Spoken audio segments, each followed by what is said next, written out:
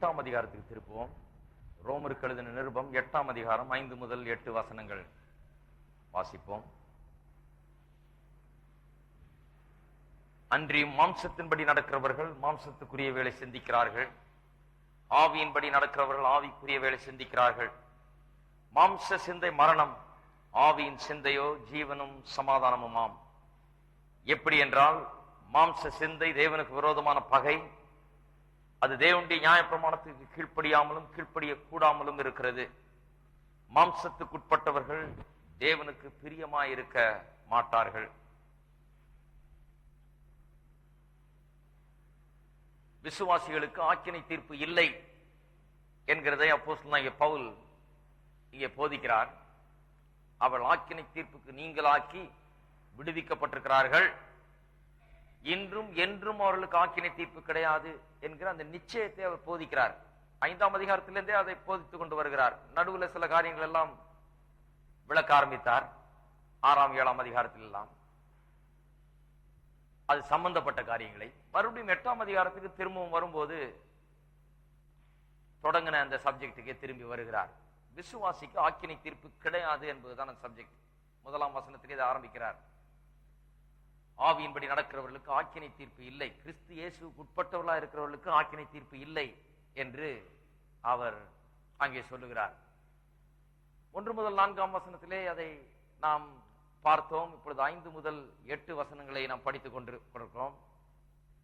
5ஆம் வசனத்தை நாம் படிக்கும் போது 2 முறை ஏற்கனவே நான் இதில் போதித்திருக்கிறேன். 5ஆம் வசனத்திலிருந்து 5 முதல் 8 வசனங்களை முதல் தடவை போதித்த போது அவிசுவாசிகளுடைய குணாதிசயம் அல்லது அவிசுவாசி எப்படிப்பட்டவனாய் இருக்கிறான் என்பதை இந்த வசனம் வெளிப்படுத்துகிறது என்பதை போதித்தேன். 6 காரியங்களை சொன்னேன் அவிசுவாசியை குறித்து இந்த வசனங்களிலிருந்து நினைவுபடுத்த விரும்புகிறேன். அவிசுவாசி முதலாவது, தொடர்ந்து தேவனுக்கு விரோதமான காரியங்களில் அவன் ஈடுபட்டிருக்கிறான், அப்படிப்பட்ட வாழ்க்கையை வாழுகிறான். continually walks in a way that is opposed to God. தேவனுக்கு ஒவ்வாத வழியிலே அவன் தொடர்ந்து ஜீவிக்கிறான். எப்பாவது ஒரு தடவை ஜீவிக்கிறவன் விசுவாசி எப்பாவது ஒருக்கு அப்படி ஜீவிக்கலாம். ஆனா தொடர்ந்து அவன் தேவனுக்கு பிரியமான விதத்திலே ஜீவிக்கிறான். அவிசுவாசி எப்போதுமே அப்படிதான் ஜீவிக்கிறான். எப்போதுமே தேவனுக்கு ஒவ்வாத விதத்திலே அவன் ஜீவிக்கிறான். 2வது, அவிசுவாசி செத்த நிலையிலே இருக்கிறான் ஆவிக்குரிய விதத்திலே. 3வது, விசுவாசி தேவனுக்கு விரோதியாயிருக்கிறான். 4வது அவிசுவாசி தேவனுடைய கட்டளைக்கு கீழ்ப்படியாமல் இருக்கிறான். 5வது, கட்டளைக்கு கீழ்ப்படியாமல் இருக்கிறது மட்டுமல்ல, கீழ்ப்படிய கூடாமல் இருக்கிறது, அவனுக்கு முடியாமல் போகிறது அவனுக்கு. 6வது, அவன் தேவனை பிரியப்படுத்துகிறது இல்லை. 6 காரியங்கள் அவிசுவாசத்தை குறித்து இந்த வசனங்கள் சொல்லுகிறது. இவ்வளவு விஷயம் இந்த வசனம் சொல்லுது. அடுத்தது, விசுவாசியின் குணாதிசயங்களை குறித்தும் இது திட்டவட்டமாய் போதிக்கிறது. அதிலே விசுவாசி எப்படிப்பட்ட குணாதிசயத்தை உடையவனாய் இருக்கிறான் என்று சொன்னால், அவன் ஆவிக்குரியவைகளை சிந்திக்கிறவனாய் இருக்கிறான் என்று அப்போஸ்தலனாகிய பவுல் விசுவாசியை குறித்து அப்படி விளக்குகிறார். ஆவிக்குரியவை சிந்திக்கிறவனாய் இருக்கிறான் அப்படின்னு சொன்னால், தொடர்ந்து ஆவிக்குரிய காரியங்களை சிந்தித்து அதிலே ஈடுபாடு கொண்டு அந்த விதத்திலே அவன் வாழுகிறான். சில நேரங்களிலே ஆவிக்குரியவன் அல்லாதவன் போல அவன் வாழலாம், ஒரு பாவியை போல சில நேரத்தில் நடந்து கொள்ளலாம்.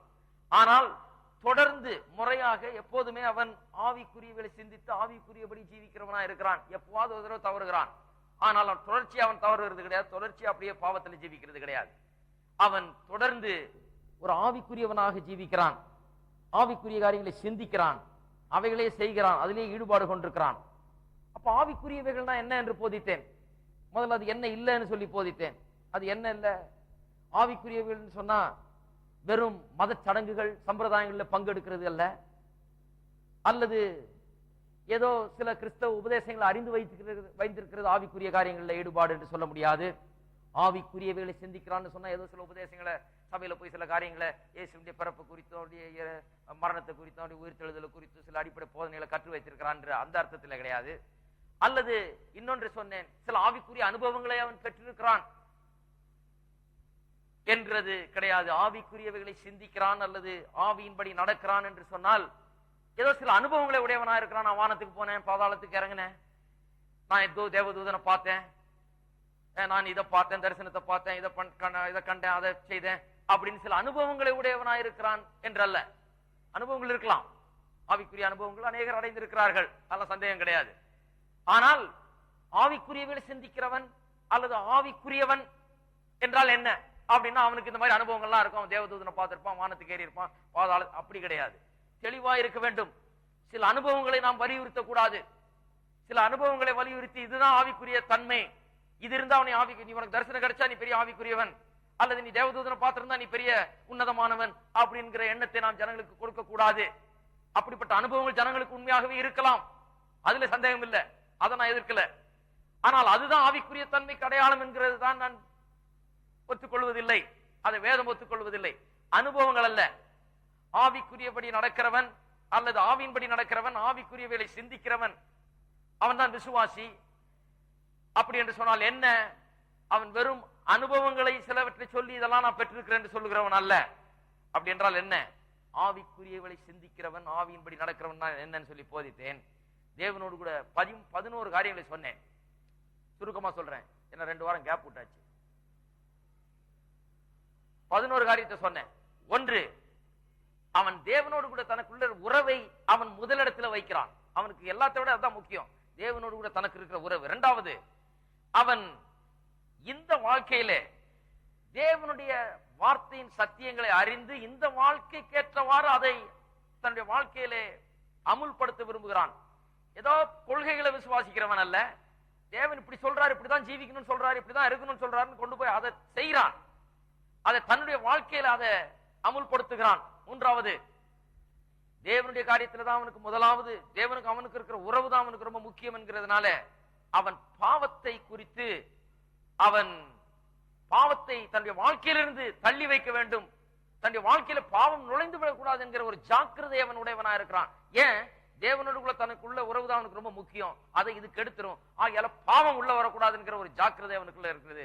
4வது, அவன் இயேசுவை எல்லாவற்றிலும் மகிமைப்படுத்துகிறவனா இருக்கிறான், தான் செய்கிற எல்லா காரியங்களும் இயேசுவை மகிமைப்படுத்துகிறான். 5, அவன் பரிசுத்த ஆவியானவர் மூலமாக இயேசுவை குறித்த ஒரு வெளிப்பாடு அவனுக்கு உண்டாயிருக்கிறது. ஆவிக்குரியவளை சிந்திக்கிறான், ஆவியின்படி நடக்கிறான், இதெல்லாம் தான் விளக்கம். ஆவியானவர் மூலமாக இயேசுவை குறித்த ஒரு உண்மையான வெளிப்பாடு. அவர் யார்? அவர் என்னதுக்கு வந்தார்? என்ன செய்தார்? சிலுவையில் நடந்தது என்ன? இன்றைக்கு நான் யாரா இருக்கிறேன்? அதன் மூலமா எனக்கு என்ன இருக்கிறது என்கிற ஒரு பெரிய அறிவு அவனுக்குள்ள இருக்கிறது. 6வது, அவன் இந்த ரட்சிப்பின் வழியை அவன் அறிந்து வைத்திருக்கிறான். இந்த ரட்சிப்பின் வழியை குறித்து அவன் மேன்மை பாராட்டுகிறான். தன்னை குறித்து மேன்மை பாராட்டுறது இல்ல, நான் இதை செய்தேன், நான் தாடியை வளர்த்தேன், நான் அங்க போனேன், இங்க வந்தேன், நான் இத்தனை நாள் இப்படி விரதம் இருந்தேனாக்கும், நான் காவி உடுத்தினேன், இப்படி கிடையாது. அவன் ரட்சிப்பின் வழியை மேன்மை பாராட்டுகிறான். கர்த்தர் எனக்கு என்ன செய்தார்? அவர் சிலுவையில மரித்தார், என் பாவத்தை சுமந்தார், எனக்காக இதை செய்தார், என்ன எவ்வளவு நேசிக்கிறார் என்கிற அப்படி அந்த ரட்சிப்பின் வழியை அவன் மேன்மை பாராட்டுகிறான். 7வது, தேவனோடு கூட இருக்கிற தன்னுடைய உறவு, ஐக்கியம், இதை அவன் பெரிதாக எண்ணி, மேன்மையாக எண்ணி, மேன்மையாக கருதி அதற்காகவே அவன் வாழுகிறான். அதை அவன் புரிந்து கொள்ளுகிறான், அதனுடைய மேன்மை அவன் உணர்கிறான். அவரோடு கூட உள்ள ஐக்கியம் அவனுக்கு எல்லாவற்றை விட பெரிதாக அவனுக்கு தோன்றுகிறது. 8வது, அவன் ஜெப வாழ்க்கையை விரும்புகிறான். தேவனோடு கூட பேசுகிற நேரம் ஜெபம் என்கிறதுனால அவரோட எவ்வளவு நேரம் பேசினாலும் அவ்வளவு நல்லது என்கிற விதத்தில் அவன் அதிகமாய் ஜெபிக்க வேண்டும் என்று விரும்புகிறான். 9வது, தேவனுடைய பிள்ளைகளுடைய ஐக்கியத்தை அவன் விரும்புகிறான். தன்னை போல உள்ளவர்கள், தேவனுடைய பிள்ளைகளுடைய சகோதர சகோதரிகள், அவர்களோடு ஐக்கியம் கொள்ள வேண்டும் என்று விரும்புகிறான். 10வது, அவன் தனக்கு தேவனோடு இருக்கிற உறவை குறித்து மட்டும் அவன் முக்கியமா கருதுறது இல்ல. இந்த உலகம் தேவனற்றவர்களா இருக்கிறார்களே, அழிந்து போகிறார்களே, தேவனண்டையில் வரமாட்டேங்கிறார்களே, தேவனை அறியாமல் இருக்கிறார்களே என்கிற ஒரு பெரிய ஒரு பாரம், கரிசனை, அவர்களை குறித்த மன உருக்கம் அவனுக்கு இருக்கிறது. 11வது, அவன் தேவனுடைய வார்த்தையை, அவன் தேவனுடைய வார்த்தைக்கு முதலிடம் கொடுத்து அதை நேசிக்கிறான். இதெல்லாம் சொன்னேன், இதெல்லாம் ஏற்கனவே சொல்லியாச்சு. இந்த 5 முதல் 8 வசனங்கள்ல ஆவிக்குரியபடி நடக்கிறவன், ஆவியின்படி சிந்திக்கிறவன், ஆவிக்குரியவளை சிந்திக்கிறவன், ஆவியின்படி நடக்கிறவன், இதான் அர்த்தம். சும்மா ஏதோ அனுபவம் இருக்குது, இது இருக்குது, அது அப்படி கிடையாது. இதுதான், இப்படி இருக்கிறவன் தான் ஆவிக்குரியவன், தான் விசுவாசி. இப்ப தொடர்ந்து இன்னும் கொஞ்சம் விளக்கத்தை கொடுக்கிறார். விசுவாசி என்றால் என்ன என்கிறதை குறித்து இன்னும் கொஞ்சம் தொடர்ந்து விளக்கத்தை கொடுக்கிறார். அதை நாம் பார்ப்போம். விசுவாசி ஆவியின்படி நடக்கிறவன், ஆவிக்குரியவளை சிந்திக்கிறவன் ஏற்கனவே சொல்லியாச்சு. இன்றைக்கு இன்னொரு பகுதியிலே நான் நேரத்தை செலவிட விரும்புகிறேன். அதாவது அந்த 6ஆம் வசனத்தில் சொல்லப்பட்டிருக்கிறது, ஆவியின் சிந்தையோ ஜீவனும் சமாதானமாம்னு சொல்லி இருக்குது. ஆவியின் சிந்தை ஜீவன் என்கிறதை குறித்து இன்றைக்கு போதிக்க போகிறேன்.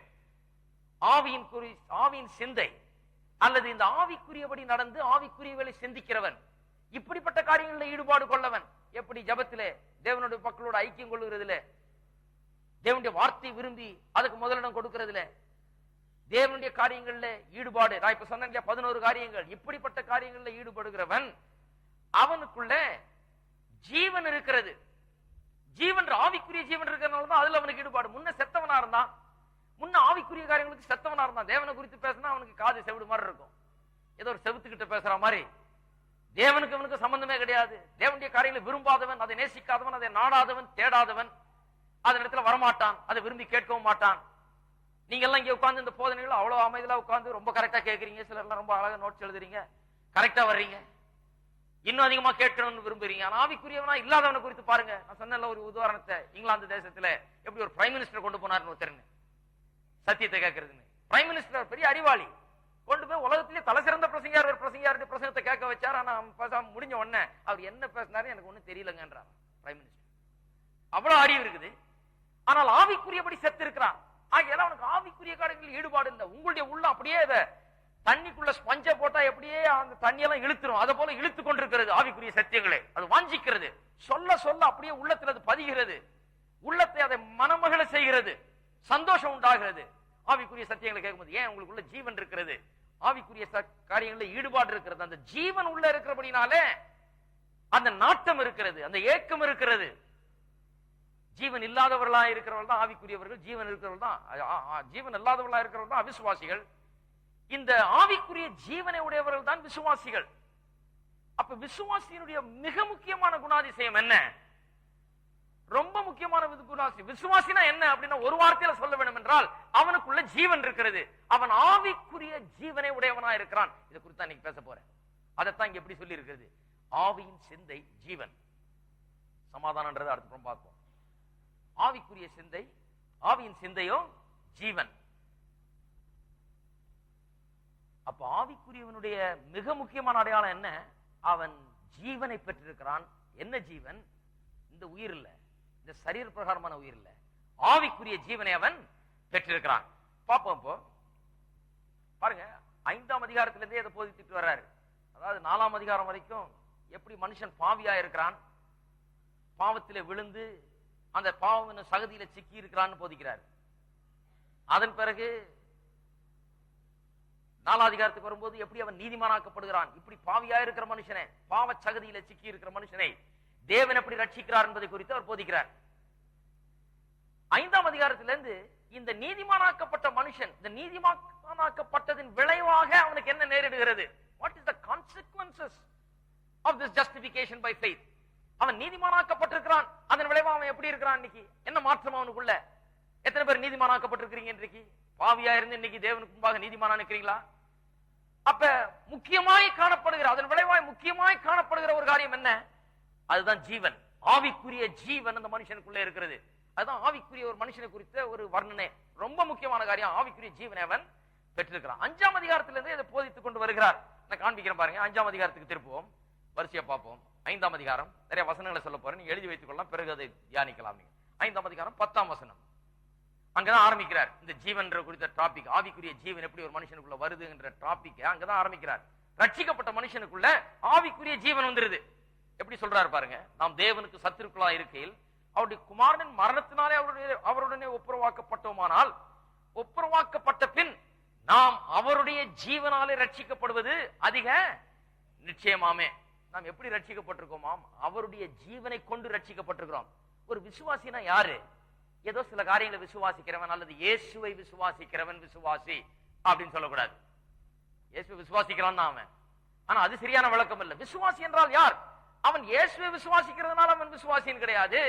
அதுக்கு மேல அவன் இயேசுடைய ஜீவனை உடையவனாய் இருக்கிறான்.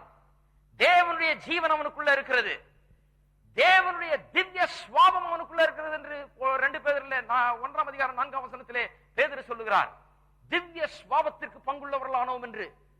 அப்ப ஆவிக்குரியவன் என்றால் அல்லது விசுவாசி என்றால் ஏதோ அதை விசுவாசிக்கிறான், இயேசுவை நம்புறான், இயேசுநாதரை வணங்குறான், அப்படி அல்ல. அந்த ஜீவன் இவனுக்குள்ள இப்போ வந்திருக்கிறது. அதைத்தான் இங்க எப்படி சொல்லுகிறார், அவருடைய ஜீவனாலே ரட்சிக்கப்படுவது அதிக நிச்சயமாமே. அப்ப விசுவாசி என்றால் ஏதோ ஒண்ணு நம்புறான், அவரை நம்புறான் இல்ல, அவருடைய ஜீவன் இவனுக்குள்ள வந்திருக்குது. அதுதான் இவனுடைய விசுவாசி என்கிறதை எடுத்து காண்பிக்கிறது. 12ஆம் வசனம், 5ஆம் அதிகாரத்திலே 12ஆம் வசனம், இப்படியாக ஒரே மனுஷனாலே பாவமும் பாவத்தினாலே மரணமும் உலகத்திலே பிரவேசித்தது போலவும் எல்லா மனுஷரும் பாவம் செய்தபடியால் மரணம் எல்லாருக்கும் வந்தது போலவும் இதுவும் ஆயிற்று. ஒரு காரியம் தெளிவா விளங்குதுங்க, ஒரே மனுஷனால பாவமும் பாவத்தின் மூலமா மரணமும் வந்தது.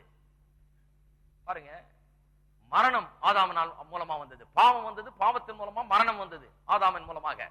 ஆதாம் நம்மை ஆவிக்குரிய பிரகாரமாகவும் சரீர பிரகாரமாகவும் மரணத்துக்கு நேராக நடத்தி இருக்கிறான், மரணத்துக்குள்ள கொண்டு போய் சேர்த்து விட்டான். இயேசு என்ன பண்ணிருக்கிறாரு, ஆப்போசிட். இயேசு பண்ணது ஆப்போசிட். அதுதான் 12ஆம் வசனத்திலிருந்து கீழே கடைசியா 21ஆம் வசனம் வரைக்கும் ஆதாம் என்ன பண்ணாரு, இயேசு என்ன பண்ணார், பாவம் என்ன பண்ணுச்சு, இந்த கிருபை என்ன பண்ணுகிறது என்பதை கம்பேர் பண்ணுகிறார். ரொம்ப அருமையான கம்பேரிசன் அந்த வசனங்கள். வாசிப்போம். 15ஆம் வசனம், 12ஆம் வசனம் சொல்லுது ஆதாம் பாவத்துக்குள்ளாகவும் மரணத்துக்குள்ளாகவும் நம்ம நடத்தி விட்டான். ஆவிக்குரிய மரணம் as well as ஆவிக்குரிய மரணம் மட்டுமல்லாமல் சரீர மரணம், எல்லா மரணமும். 15ஆம் வசனத்திலிருந்து வாசிப்போம். இப்படி சொல்லுகிறார், ஆனாலும் மீறுதலின் பலன் கிருபை வரத்தின் பலனுக்கு ஒப்பானதல்ல. எப்படி எனில் ஒருவனுடைய மீறுதனாலே அநேகர் மரித்திருக்க, ஆவிக்குரியபடி மரித்திருக்க, தேவனுடைய கிருபையும் இயேசு கிறிஸ்து என்னும் ஒரே மனுஷனுடைய கிருபையினாலே வரும் ஈவும் அநேகர் மேல் அதிகமாய் பெருகி இருக்கிறது. பாவத்தின் மூலமா மரணம் பெருகிச்சு, தேவன் இயேசுவின் மூலமாய் செய்த அந்த சிலுவை மரணத்தின் மூலமாக என்ன பெருகி இருக்குதான், கிருபை பெருகி இருக்குது. மரணத்துக்கு ஆப்போசிட் என்ன, ஜீவன், அது பெருகுகிறது. 17வது வசனம், அல்லாமலும் ஒருவனுடைய மீறுதல்னாலே அந்த ஒருவன் மூலமாய் மரணம் ஆண்டு கொண்டிருக்க, கிருபையின் பரிபூர்ணத்தையும் நீதியாகி ஈவின் பரிபூர்ணத்தையும் பெறுகிறவர்கள். பாருங்க, ஒருவன் மூலமாக மரணம் ஆண்டு கொண்டிருக்கிறதா மனுஷனை, மனு வர்க்கத்தையும் மரணம் ஆண்டு கொண்டிருக்கிறது. அப்படி இருக்கும்போது கிருபையின் பரிபூர்ணத்தையும் நீதியாகிய ஈவின் பரிபூர்ணத்தையும் பெறுகிறவர்கள் இயேசு கிறிஸ்து என்னும் ஒருவராலே ஜீவனை அடைந்து, எல்லாரும் சொல்லுவோம் ஜீவனை அடைந்து. இவர்களுக்குள்ள இருக்கிற என்ன இது, இவங்க ஏதோ இயேசுவை நம்புறாங்க, இயேசுவை வணங்குறாங்க, அப்படி அல்ல, ஜீவனை அடைந்து ஆளுவார்கள் என்பது அதிக நிச்சயமாமே. விசுவாசியினுடைய மிக முக்கியமான அடையாளம் என்ன, அவர்கள் ஏதோ ஒரு ஜீவனை அடைந்திருக்கிறார்கள். இதற்கு முன்னால் இவர்களுக்குள்ள இராத ஒன்று இப்பொழுது இவர்களுக்குள்ள இருக்கிறது. முன்னே அவர்கள் மரித்த நிலையில் இருந்தார்கள், பாவத்தில் செத்த நிலையில் இருந்தார்கள், இப்பொழுது ஜீவனை அடைந்திருக்கிறார்கள். இதுதான் விசுவாசியினுடைய பெரிய காரியம். விசுவாசினா யாரு, ஜீவன் இருக்குது அவனுக்குள்ள, ஆவிக்குரிய ஜீவன் இருக்குது, இயேசுவினுடைய ஜீவன் இருக்கிறது, தேவனுடைய திவ்ய சுவாபத்துக்கு பங்குள்ளவனாய் இருக்கிறான். வாசிப்போம் 18ஆம் வசனம், அன்றியும் ஆகையால் ஒரே மீறுதல்னாலே எல்லா மனுஷருக்கும் ஆக்கினைக்கு ஏதுவான தீர்ப்பு உண்டானது போல. பாருங்க, பாவம் செய்ததுனால மரணம் வந்தது, ஆக்கினை தீர்ப்பு வந்தது. எப்படி கனெக்ட் பண்றாங்க பாருங்க, ஒரே நீதியினாலே எல்லா மனுஷருக்கும் ஜீவனை அளிக்கும் நீதிக்கு ஏதுவான தீர்ப்பு உண்டாயிருக்கிறது. இதத்தான் 8ஆம் அதிகாரம் 1ஆம் வசனத்தில் எப்படி சொல்றாரு, கிறிஸ்து இயேசுவுக்கு உட்பட்டவர்களா இருக்கிறவர்களுக்கு ஆக்கினை தீர்ப்பு கிடையாது. முன்ன மரித்தவர்களா இருந்த போது நாம் ஆக்கினை தீர்ப்பு அடைந்திருந்தோம். ஒரே மீறுதல்னாலே எல்லா மனுஷருக்கும் ஆக்கினைக்கு ஏதுவான தீர்ப்பு உண்டானது. ஆக்கினை தீர்ப்பு நமக்கு இருந்தது எப்போ, நாம் மரித்து கிடந்த போது. இப்ப நாம் ஜீவனை பெற்றிருக்கிறபடினால ஆக்கினை தீர்ப்பு கிடையாது, இல்லை. இதுதான் விசுவாசினுடைய அழகு, இதுதான் விசுவாசினுடைய லட்சணம். வாசிப்போம் ரோமர் 6ஆம் அதிகாரம் 4ஆம் வசனம், மேலும் பிதாவின் மகிமையினாலே கிறிஸ்து மரித்தோரிலிருந்து எழுப்பப்பட்டது போல நாமும் புதிதான ஜீவன் உள்ளவர்களாய் நடந்து கொள்ளும்படிக்கு அவருடைய மரணத்துக்குள்ளாக்கும் ஞானஸ்நானத்தினாலே கிறிஸ்து இயேசுவுடனே கூட அடக்கம் பண்ணப்பட்டோம். எதுக்காக இதெல்லாம் நடந்தது, பிதாவின் மகிமையினாலே கிறிஸ்து மரித்தோரிலிருந்து எழுப்பப்பட்டது போல நாமும் புதிதான ஜீவன் உள்ளவர்களாய் நடந்து கொள்ளும்படிக்கு. நாம் யார், புதிதான ஜீவன் உள்ளவர்கள். எல்லாரும் சொல்லுவோம், நாம் புதிதான ஜீவன் உள்ளவர்கள். அப்படின்னா முன்னந்த ஜீவன் இல்ல, இப்போது இருக்குது. புதிதான ஜீவன் நமக்குள்ள வந்திருக்கிறது. அந்த புதிதான ஜீவன் உள்ளவர்களாய் நடந்து கொள்ளும்படியாக தான் இப்படி எல்லாம் நடந்தது. 5ஆம் வசனத்தை வாசிப்போம். ஆதலால் அவருடைய மரணத்தின் சாயலில் நாம் இணைக்கப்பட்டவர்களானால் அவர் உயிர்த்தெழுதலின் சாயலிலும் இணைக்கப்பட்டிருக்கிறோம், இணைக்கப்பட்டிருப்போம். நமக்குள்ள இருக்கிற அந்த ஜீவன் வந்து உயிர்த்தெழுந்த ஜீவன், உயிர்த்தெழுதலின் ஜீவன். 8ஆம் வசனம், ஆகையால் கிறிஸ்துவுடனே கூட நாம் மரித்தோமானால் அவருடனே கூட பிழைத்தும் இருப்போம் என்று நம்புகிறோம். அந்த ஜீவனை கொண்டு நாம் பிழைக்கிறோம். இப்ப நாம் வாழுகிறது அந்த ஜீவனை கொண்டு. அதனால்தான் அப்போஸ்தலனாகிய பவுல் கலாத்தியர் 2ஆம் அதிகாரத்துல இப்படி சொல்லுகிறார். என்ன சொல்லுகிறார்? கிறிஸ்துவுடனே கூட சிலுவையில் அறையப்பட்டேன், ஆயினும் பிழைத்திருக்கிறேன். 20ஆம் வசனம் 2:20, இனி நான் அல்ல, கிறிஸ்துவே எனக்குள் பிழைத்திருக்கிறார். இதுதான் கிறிஸ்தவன். கிறிஸ்தவ விசுவாசி, மெய்யான கிறிஸ்தவன் என்ன? மனம் திரும்பி பாவ மன்னிப்பை பெற்று, அது மட்டுமல்ல மறுபடியும் பிறந்த கிறிஸ்தவன் என்றால் என்ன? அவன் இப்படிப்பட்டவன். எப்படிப்பட்டவன்? நான் அல்ல, கிறிஸ்துவே எனக்குள் பிழைத்திருக்கிறார். இவனுக்குள்ள முன்ன இல்லாதது ஒன்று இருக்கிறது. நான் இப்பொழுது மாம்சத்தில் பிழைத்திருக்கிறதோ என்னில் அன்பு கூர்ந்து எனக்காக தம்மை தாமே ஒப்பு கொடுத்த தேவனுடைய குமாரனை பற்றும் விசுவாசத்தினாலே பிழைத்திருக்கிறேன். இப்ப நான் வேற ஒரு ஜீவன் எனக்குள்ள இருக்குது என்றார். நான் அந்த பழைய காரியத்தில் வாழல, இப்போ ஒரு புதிய ஜீவனை உடையவனாக வாழ்ந்து கொண்டிருக்கிறேன் என்று சொல்லுகிறார். வாசிப்போம் 10ஆம் வசனம், அவர் மரித்தது பாவத்துக்கென்று ஒரே தரம் மரித்தார், அவர் பிழைத்திருக்கிறது தேவனுக்கென்று பிழைத்திருக்கிறார். 11ஆம் வசனத்தை கவனிங்க. அப்படியே நீங்களும் உங்களை பாவத்துக்கு மரித்தவர்களாகவும் நம்முடைய கர்த்தராகிய இயேசு கிறிஸ்துவுக்குள் தேவனுக்கென்று பிழைத்திருக்கிறவர்களாகவும் எண்ணிக்கொள்ளுங்கள். இப்ப நீங்க எப்படி எண்ணணும்? தேவனுக்கு பாவத்துக்கு மரித்துட்டோம், முன்ன பாவத்தில மரித்து கிடந்தோம், இப்ப பாவத்துக்கு மரித்து தேவனுக்கென்று ஜீவிக்கிறவர்களாக, ஜீவனுடையவர்களாக, பிழைத்திருக்கிறவர்களாக நாம் இருக்கிறோம். 22, 23ஆம் வசனம், இப்பொழுது நீங்கள் பாவத்தினின்று விடுதலையாக்கப்பட்டு தேவனுக்கு அடிமைகளானதினால் பரிசுத்தமாகுதல் உங்களுக்கு கிடைக்கும் பலன். முடிவோ முடிவோ முடிவோ நித்திய ஜீவன். எல்லாரும் சொல்லுவோம் நித்திய ஜீவன். பாவத்தின் சம்பளம் மரணம், தேவனுடைய கிருபை வரமோ நம்முடைய கர்த்தராகிய இயேசு கிறிஸ்துவினால் உண்டான நித்திய ஜீவன். இதுதான் விசுவாசியின் லட்சணம். அவன் யார்?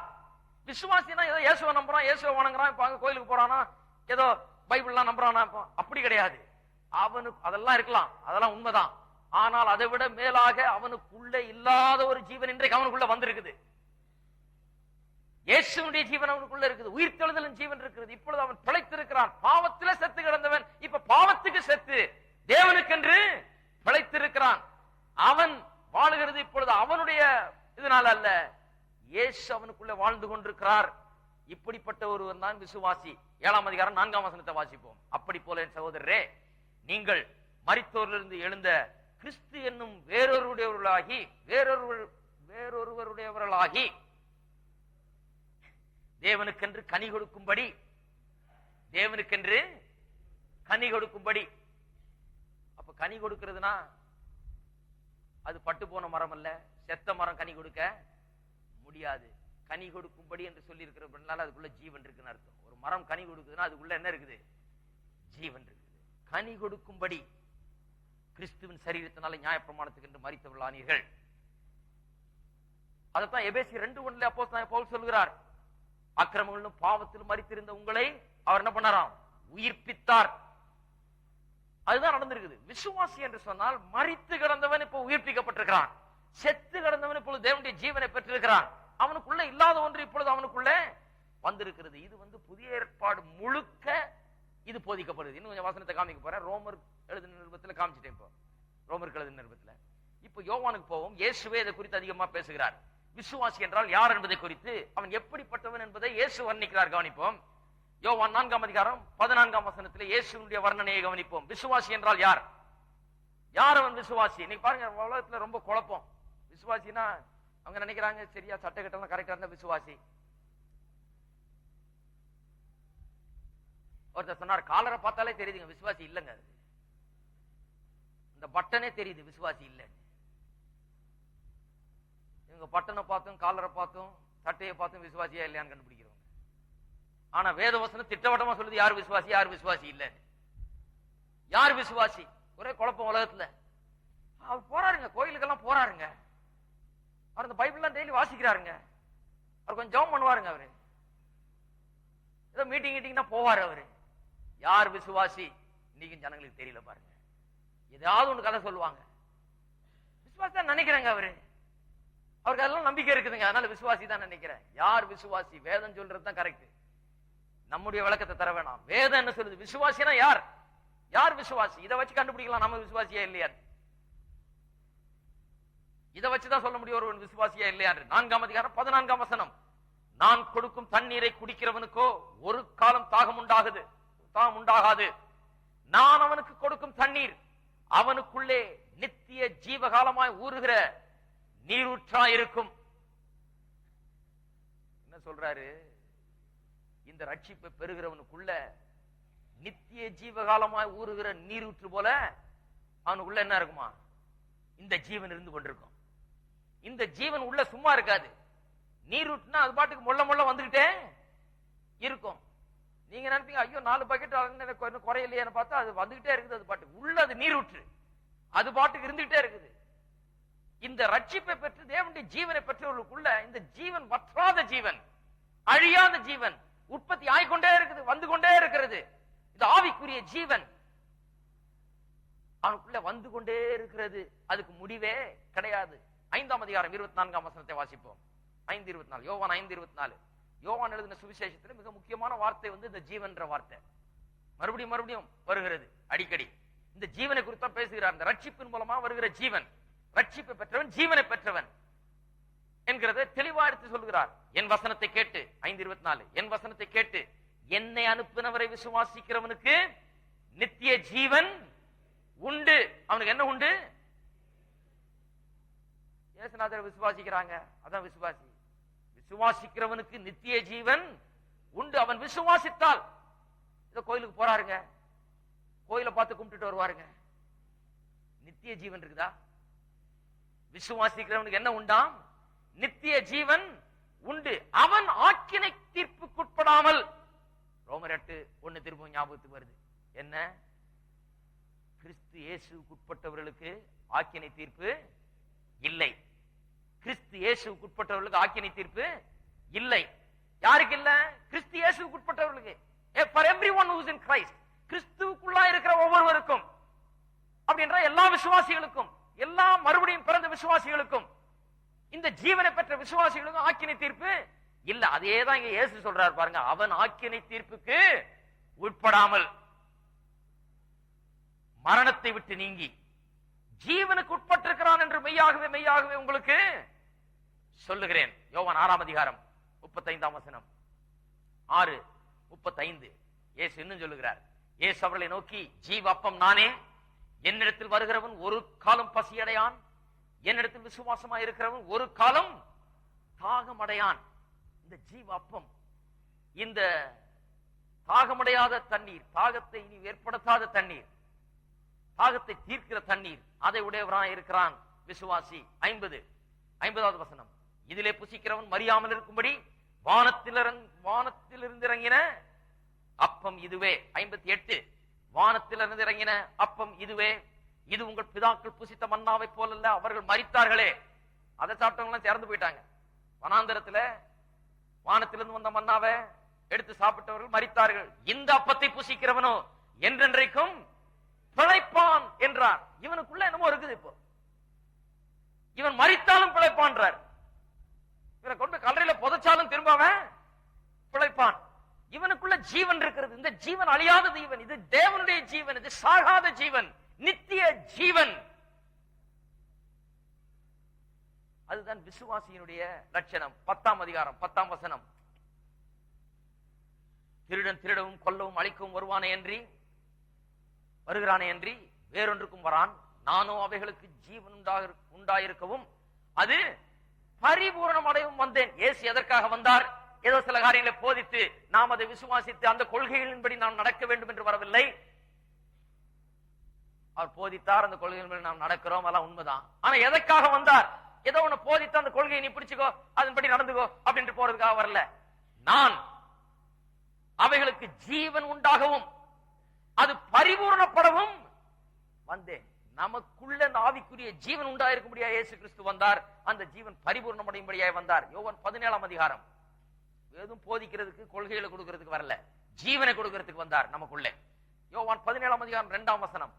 பிதாவே வேளை வந்தது, நீர் உம்முடைய குமாரனுக்கு தந்திரன யாவருக்கும் அவர் நித்திய ஜீவனை கொடுக்கும் பொருட்டு,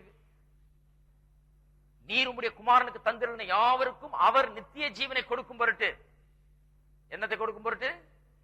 நித்திய ஜீவனை கொடுக்கும் பொருட்டு, மாம்சமான யாவர் மேலும் நீர் அவருக்கு அதிகாரம் கொடுத்தபடியே உம்முடைய குமாரன் உம்மை மகிமைப்படுத்தும்படிக்கு நீர் உம்முடைய குமாரனை மகிமைப்படுத்தும் ஒன்றான மெய் தேவனாகிய, அதாவது நித்திய ஜீவன் இயேசு கிறிஸ்துவையும் அறிவதே நித்திய ஜீவன். அந்த நித்திய ஜீவனை இவன் பெற்றிருக்கிறான் விசுவாசி. இதுதான் விசுவாசியின் லட்சணம். ஜீவன் ஜீவன் ஜீவன் வசனம் திரும்ப திரும்ப இத்தனை வசனத்தை ஏன் வாசித்தென்றால் இதுதான் அந்த புதிய ஏற்பாட்டினுடைய மொத்த சாராம்சம். விசுவாசி என்றால் யார் என்று புதிய ஏற்பாடு என்ன போதிக்கிறது? அவன் ஏதோ ஒரு கொள்கையை பெற்றவன், அதை நம்புறவன், இதை நம்புறவன், அப்படி அல்ல. அவனுக்குள்ள ஒரு ஜீவன் இருக்குது. முன்ன செத்து கிடந்தான், இப்ப ஜீவனை பெற்றிருக்கிறான். முன்ன மரித்திருந்தான், இப்ப பிழைத்திருக்கிறான். அவன் பாவத்துக்கு செத்து தேவனுக்கு என்று பிழைத்திருக்கிறான். அவனுக்குள்ள இல்லாத ஒன்று இப்ப வந்திருக்கிறது. இவனுக்குள்ள நித்திய ஜீவன் பிரவேசித்திருக்கிறது. இவன் ஜீவனை உடையவனாக இருக்கிறான், ஆவிக்குரிய ஜீவனை உடையவனாக இருக்கிறான். இதுதான் புதிய ஏற்பாட்டின் போதனை. அந்த அர்த்தம் என்ன? இரண்டாவது ஸ்டேஜுக்கு போவோம். விசுவாசி என்றால் அவன் ஜீவனை பெற்றவன், ஆவிக்குரிய ஜீவனை பெற்றவன் என்பதை நாம் எஸ்டாப்ளிஷ் பண்ணிட்டோம், நன்றாக எடுத்து காண்பித்து விட்டோம். அப்ப விசுவாசி என்றால் ஜீவனை பெற்றவன் என்று சொன்னால் என்ன அர்த்தத்தில் சொல்றோம்? எப்படி சொல்றோம்? அவன் எப்படி இருப்பான்? அப்ப விசுவாசிக்கும் அவிசுவாசிக்கும் என்ன வித்தியாசம்? ஏனென்றால் நீங்க நிறைய அவிசுவாசிகள் விசுவாசி போல இருக்கிறாங்க பாக்குறதுக்கு, இல்லையா? நான் சொன்னேன் இல்லையா, சிலர் பார்த்தேன்னு சொன்னா அவர் பைபிள்லாம் வச்சிருக்கிறாருங்க, அவர் கோயிலுக்கெல்லாம் போறதை பார்த்திருக்கிறாங்க, அவர் கூட இயேசுநாதர் பேரெல்லாம் சொல்றாரு, அவர் கூட அந்த பாட்டெல்லாம் தெரியுது, அவர் கூட காசெல்லாம் தர்றாராம், கோயிலுக்கெல்லாம் நல்ல காரியங்களுக்கெல்லாம் தர்றாராம். இப்படி எல்லாம் சிலர் தவறான எண்ணங்கள் வைத்திருக்க. இதெல்லாம் செய்துட்டா அவர் ஏதோ கிறிஸ்தவர் அல்லது விசுவாசி என்று அவர்கள் எண்ணிக்கொண்டிருக்கிறார்கள்.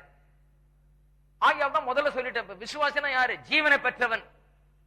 அப்ப விசுவாசிக்கு அவிசுவாசிக்கு நிச்சயமா நமக்கு வித்தியாசப்படுத்த முடியும், வித்தியாசத்தை தெரிந்து கொள்ள முடியும். ஏதோ பைபிளை தூக்கிட்டதுனால விசுவாசி அல்ல, ஏதோ சரியான சட்டையை மாட்டினதுனால விசுவாசி அல்ல, தோற்றம் சரியா இருக்கிறதுனால விசுவாசி அல்ல, ஏதோ நல்ல கரெக்டான பாட்டை பாடுறதுனால விசுவாசி அல்ல. எத்தனை பேருக்கு தெரியும்? நிறைய பேர் சரியான பாட்டெல்லாம் பாடிட்டு இருக்காங்க. பரலோகத்தை பற்றி பாடுவாங்க, நரகத்தை பற்றி பாடுவாங்க, தேவதூதரை பற்றி பாடுவாங்க, இயேசுநாதரை பற்றி பாடுவாங்க, ஆனா விசுவாசி இல்ல. சிலுவையை பற்றி பாடுவாங்க, உயிர்த்தெழுதலை பற்றி பாடுவாங்க, ஆனா விசுவாசி இல்ல.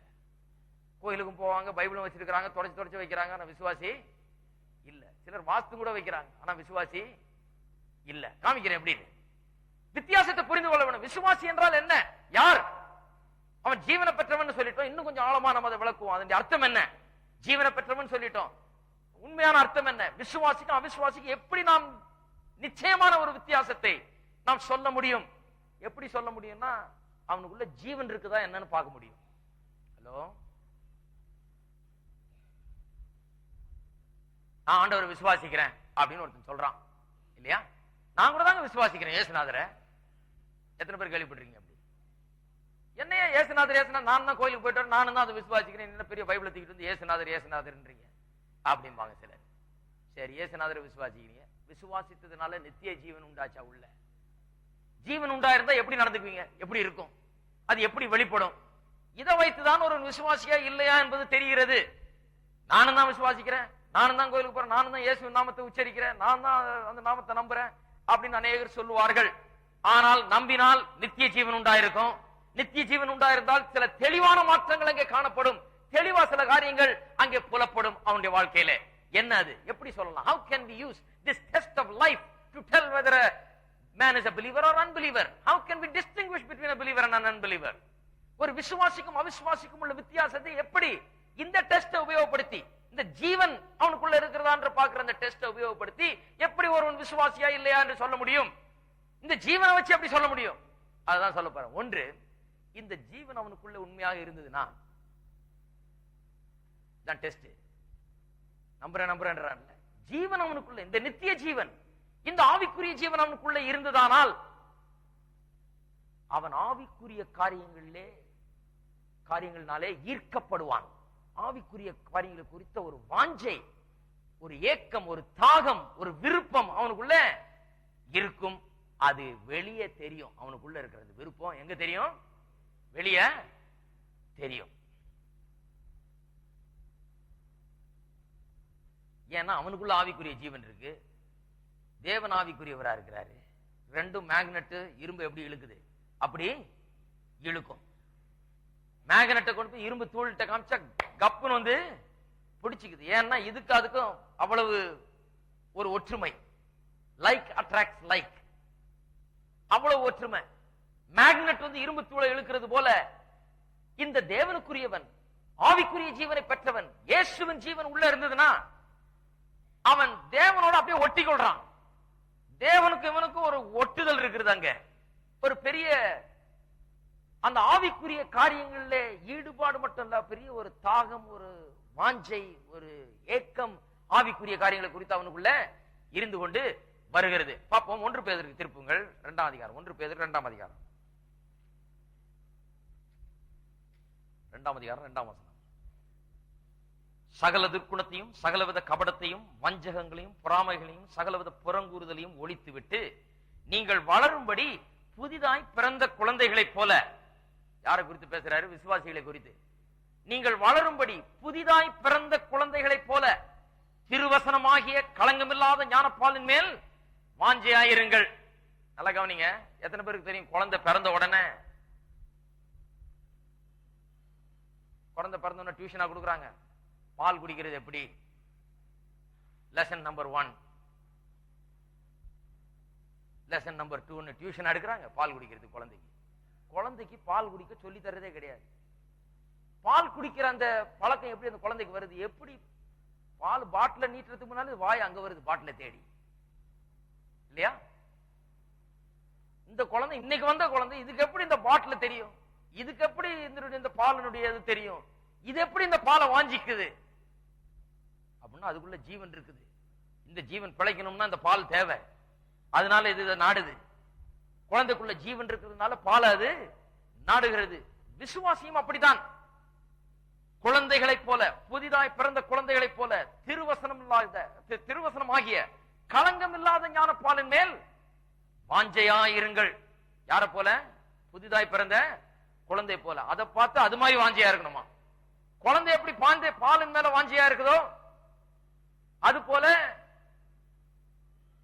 நாம் திருவசனமாகிய களங்கம் இல்லாத ஞான பாலின் மேல வாஞ்சியா இருக்க வேண்டும். கர்த்தருடைய வார்த்தையின் மேல வாஞ்சியா இருக்க வேண்டும் சொல்லி இருக்குது.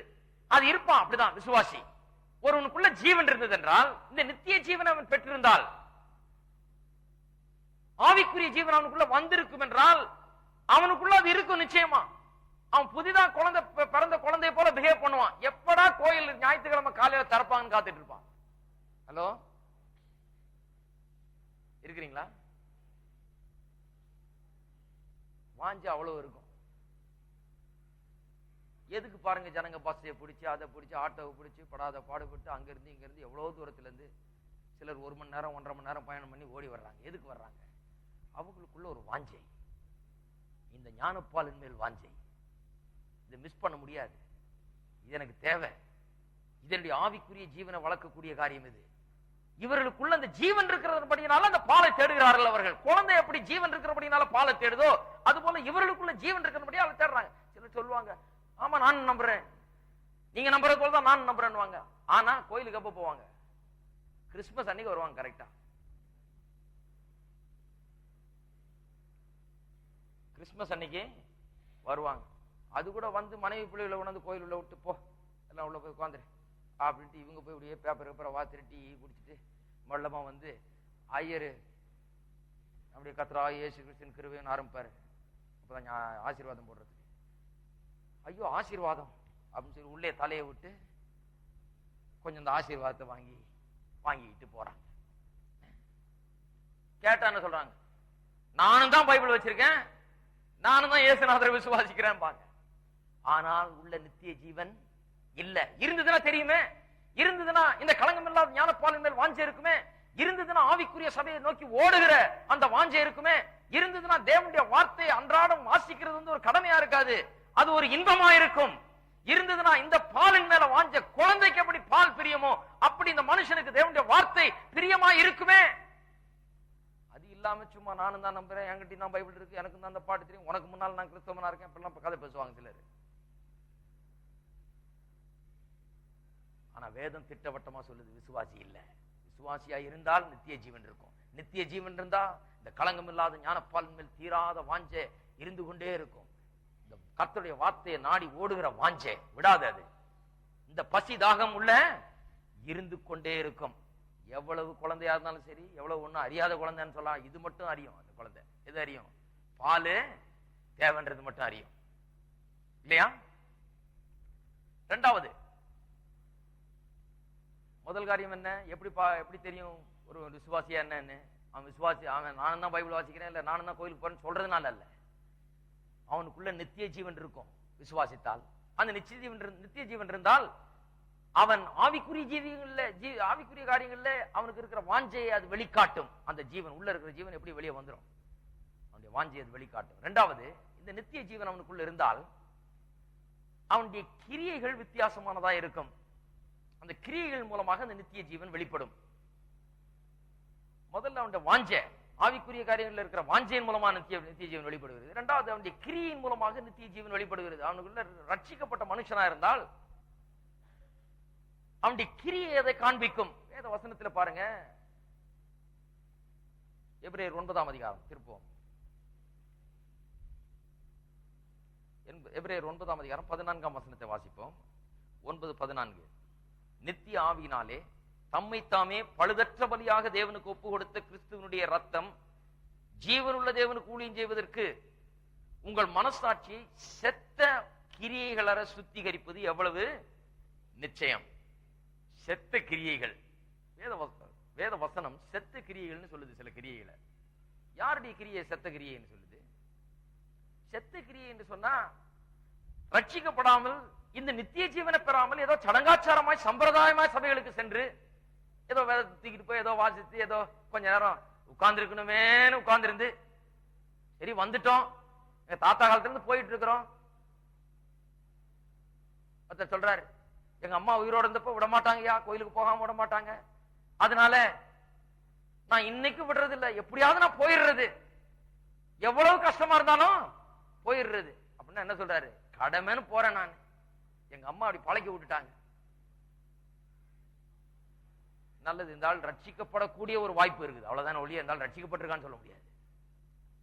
போய்கிட்டே இருந்தா என்னைக்காவது ஒரு நாள் யாராவது வந்தாங்க சுவிசேஷ பிரசங்கம் பண்ணி ஒருவேளை ரட்சிக்கப்பட்டு ஒருவேளை மாறலாம். அந்த விதத்துல நல்லது கோயிலுக்கு போறது. அம்மா நல்லா பழக்கி விட்டுருக்காங்க, அது முக்கியம். அது கோயிலுக்கு போனாவது ஏதாவது கேட்கறதுக்கு வாய்ப்பு இருக்குது. என்னைக்காவது ஒரு நாள் யாராவது ஒருத்தர் வந்து ஏதாவது ஒண்ணு சொல்லலாம். சில கோயில் அப்படி இருக்குது, என்னைக்காவது ஒரு நாள் யாராவது வந்து என்னைக்காவது ஒரு நாள் ஆக்சிடென்டா ஏதாவது சொன்னாதான் உண்டு ரட்சிப்பு. தினந்தோறும் போய் உட்கார்ந்துருப்பான், ஒன்னும் கேட்க மாட்டான், எல்லாம் செத்து இருக்கும். செத்த கிரியைகள்னா அதுதான்.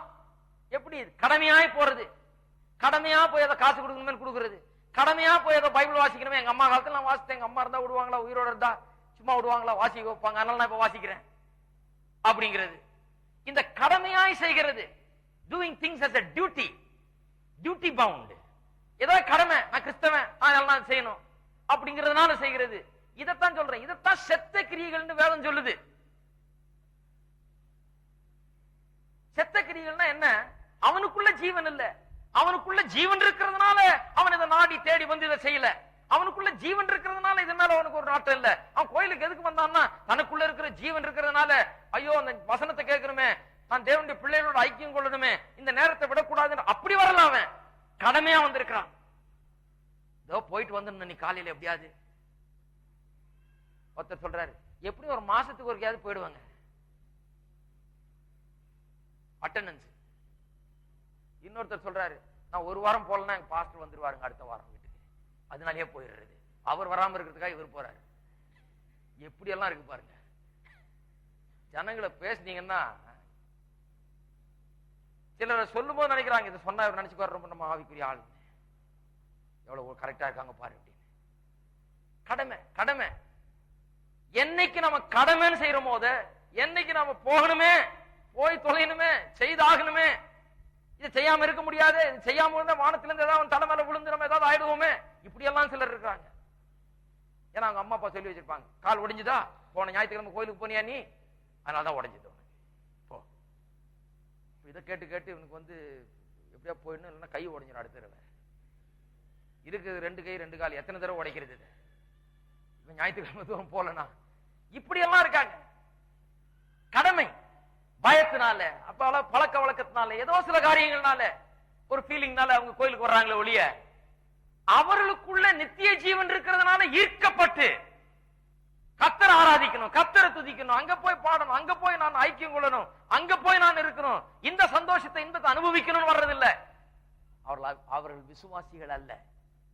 ஒருவேளை கோயில்ல வந்து உட்கார்ந்து இருக்கலாம், கோயில்ல வந்து உட்கார்ந்து இருக்கிற முழு நேரமும் எப்போ இது முடியும் தான் காத்துட்டு இருப்பாங்க. எப்போ இது முடியும்? ஒரு கோயில்ல கமிட்டி மீட்டிங் வச்சாங்க, அதுல கமிட்டி மீட்டிங்ல என்ன பேச்சுன்னா,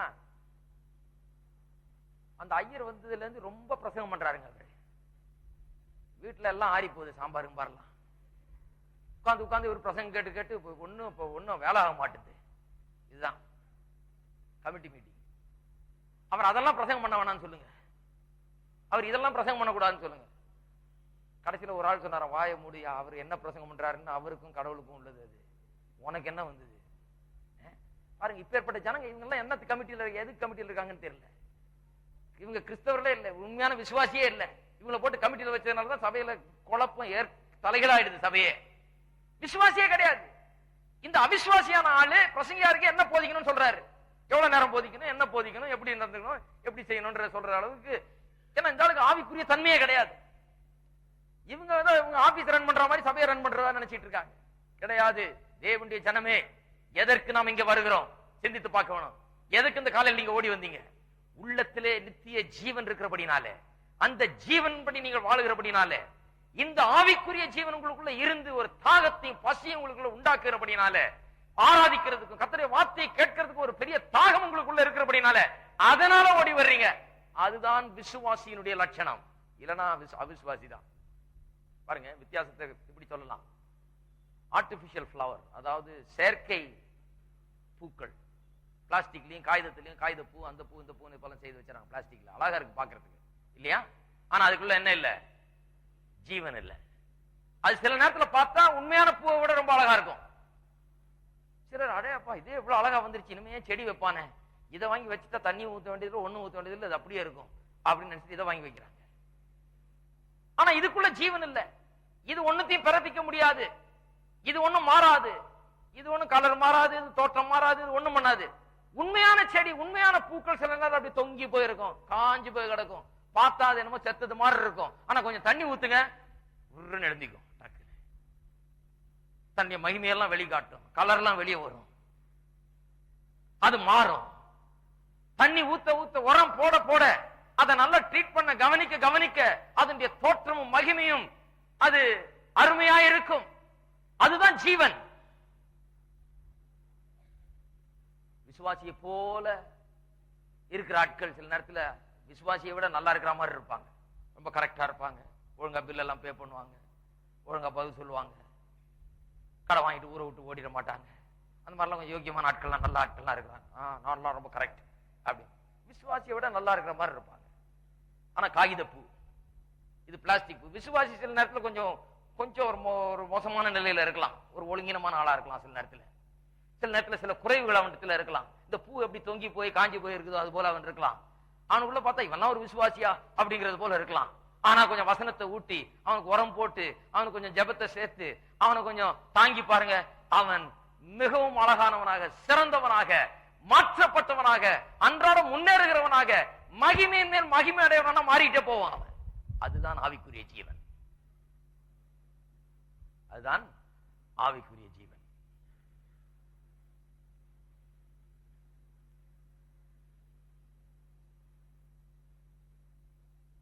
கிரியையில பெரிய வித்தியாசம் இருக்கும். ஒண்ணு செய்தான்னா எதனால செய்கிறான் என்கிறதுல பெரிய வித்தியாசம் இருக்கும். அவன் ஆவிக்குரிய ஜீவன் இருக்கிறதுனால செய்கிறான். சபைக்கு வர்றது முதற்கொண்டு மற்ற எல்லா காரியங்களிலும் ஆவிக்குரிய ஜீவன் அவனுக்கு இருக்கிறபடினால செய்கிறான்.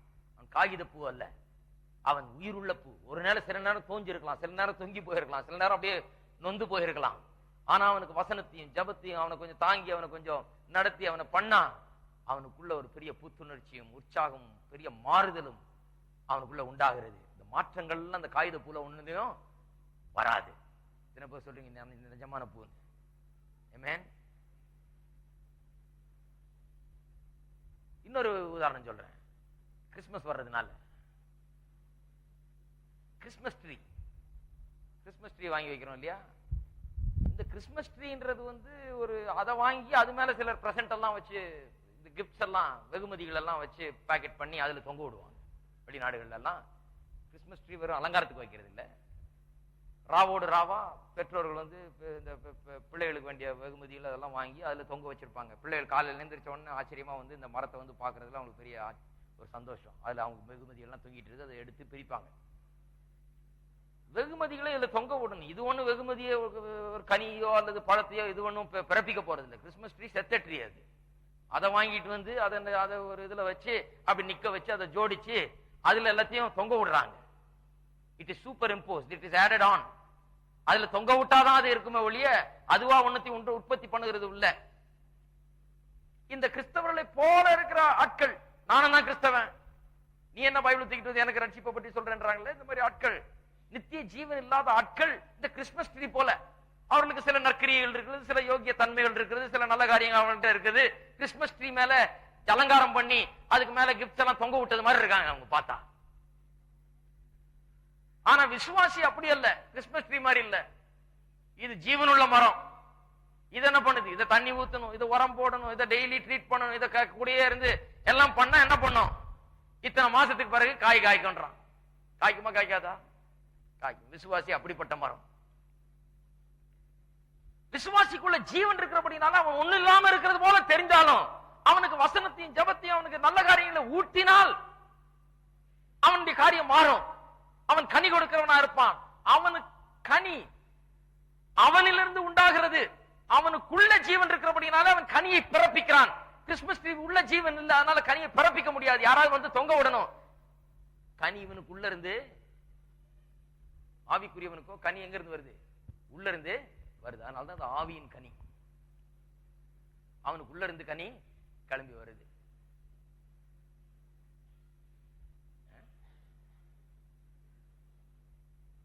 அந்த காலத்துல எங்களை சொல்லுவாங்க, நீ கிறிஸ்தவனா அதை மாத்திரு இதை மாத்திரு, எல்லாம் வெளியே கிறிஸ்மஸ் ட்ரீ மாதிரி எல்லாத்தையும் ஜோடிச்சு எல்லாத்தையும் தொங்க விடுறதுதான் கிறிஸ்தவன்ற மாதிரி எங்களுக்கு சொல்லி கொடுத்தாங்க சிலர்.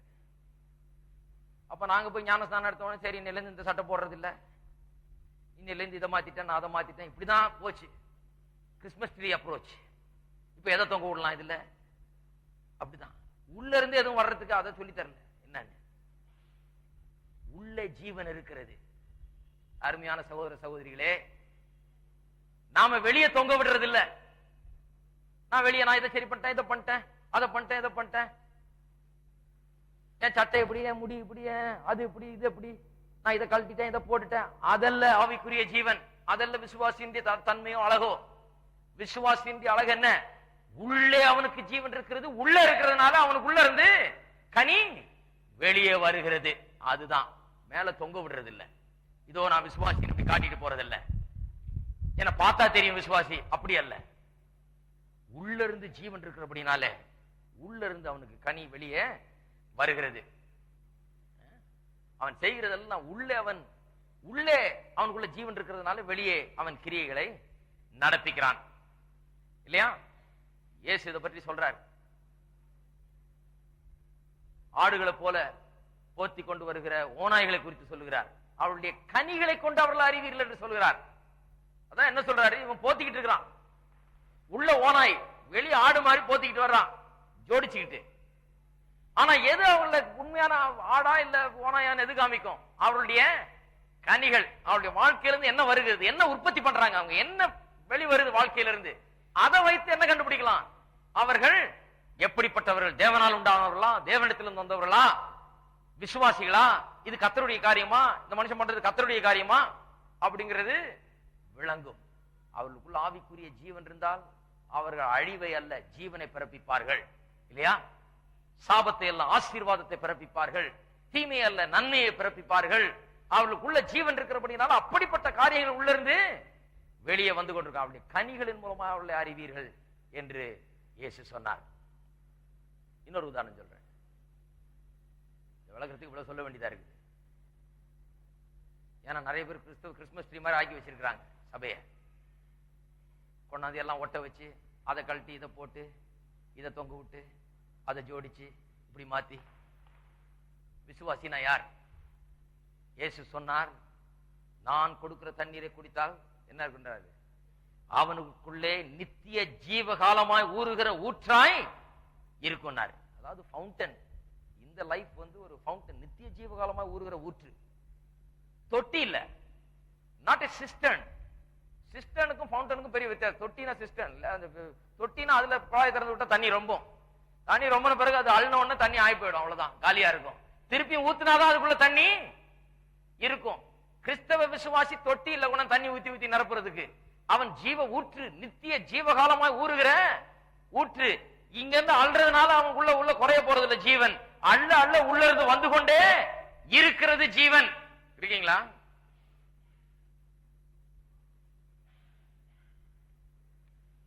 நித்திய காலமாய் ஜீவ ஊறுகிற ஜீவ ஊற்று.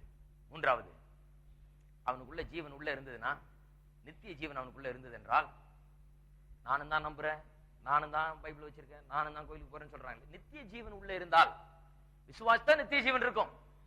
இருந்தால் அவன் தேவனோடு கூட ஒரு மிகுந்த நெருக்கத்தை உடையவனாய் இருப்பான். முதல்ல அவனுடைய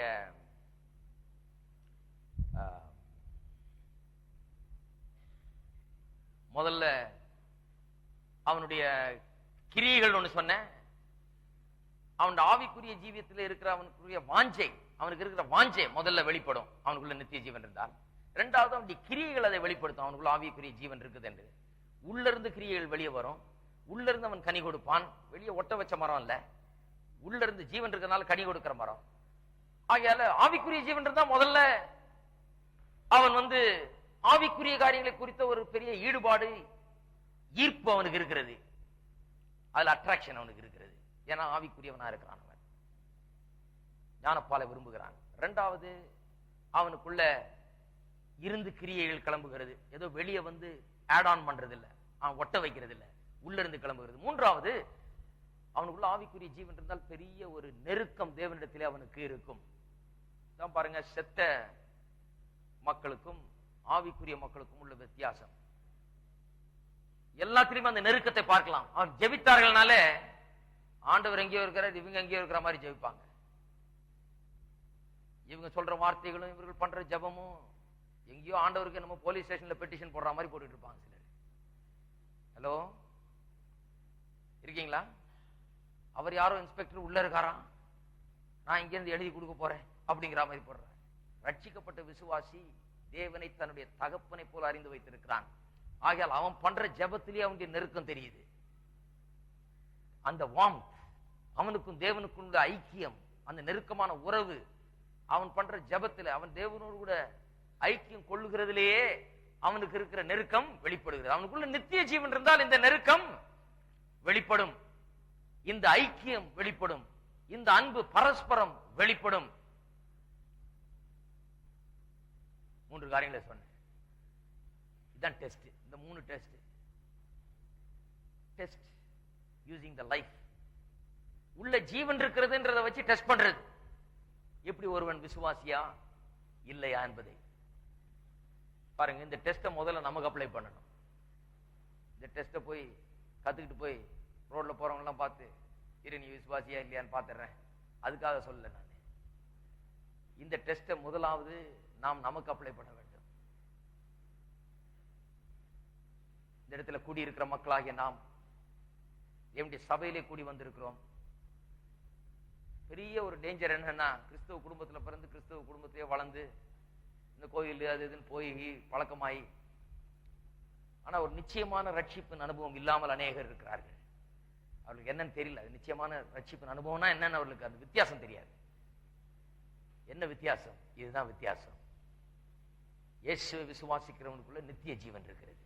நித்திய ஜீவன் இருந்தால் அவனுக்குள்ள ஒரு பெரிய ஈர்ப்பு, அட்ராக்ஷன் டுவர்ட்ஸ் ஸ்பிரிச்சுவல் திங்ஸ். ஆவிக்குரிய காரியங்களில் ஒரு பெரிய ஒரு ஈடுபாடு, ஒரு தாகம், ஒரு ஏக்கம் அவனுக்கு இருக்கும். அவனுடைய கிரியைகள் அது வெளிப்படும். கனி கொடுக்கிறவனாய் அவன் இருப்பான். செத்த மரம் அல்ல. பார்க்கறதுக்கு சில நேரம் ஒரு மாதிரி இருக்கலாம், ஆனால் அவனுக்கு தேவனுடைய வார்த்தையும் எல்லாம் சேர்க்கும் போது அவனுடைய வாழ்க்கையை ஒரு பெரிய கனி கொடுக்கிற வாழ்க்கையா இருக்கும். மூன்றாவது, தேவனோடு அவனுக்கு நெருக்கம், ஐக்கியம் அதிகமாக இருக்கும். இந்த டெஸ்ட்டை நாம் நமக்கு உபயோகப்படுத்த வேண்டும். நான் ரட்சிக்கப்பட்டவனா என்பதை இன்றைக்கு எப்படி அறிந்து கொள்ள முடியும்? இப்படித்தான் அறிந்து கொள்ள முடியும். நித்திய ஜீவன் இருக்கிறதா? நான் எதுக்காக இங்க வந்திருக்கிறேன், என்னத்துக்காக இங்க கூடி வந்திருக்கிறேன், இத்தனை வருஷமா கிறிஸ்தவ குடும்பத்துல இருக்கிறேன், இத்தனை வருஷமா கிறிஸ்தவ ஜீவியத்தை கிறிஸ்தவ வாழ்க்கையை பார்த்திருக்கிறேன், சபைக்கு சென்று இருக்கிறேன், எல்லாம் பண்ணியிருக்கிறேன். ஆனா நிச்சயமா எனக்குள்ள நித்திய ஜீவன் இருக்கிறதா? இந்த நித்திய ஜீவன் இருந்தால் எனக்கு வாஞ்சை இருக்குமே, இந்த நித்திய ஜீவன் இருந்தா எனக்கு கிரியை இருக்குமே, இந்த நித்திய ஜீவன் இருந்தா எனக்கு நெருக்கம் இருக்குமே என்பதை நாம் சோதித்து பார்க்க வேண்டும். அது இல்லை என்றால் அந்த நித்திய ஜீவனை பெற்றுக்கொள்ள முடியும். அந்த நித்திய ஜீவனை இன்றைக்கு பெற்றுக்கொள்ள முடியும். இதுக்கு போய் தாவம் கிடைக்க வேண்டியதில்லை, இதுக்கு விரதம் இருக்க வேண்டியதில்லை, இதுக்கு மலை ஏற வேண்டியதில்லை, இதுக்கு ஒண்ணும் செய்ய வேண்டியதில்லை.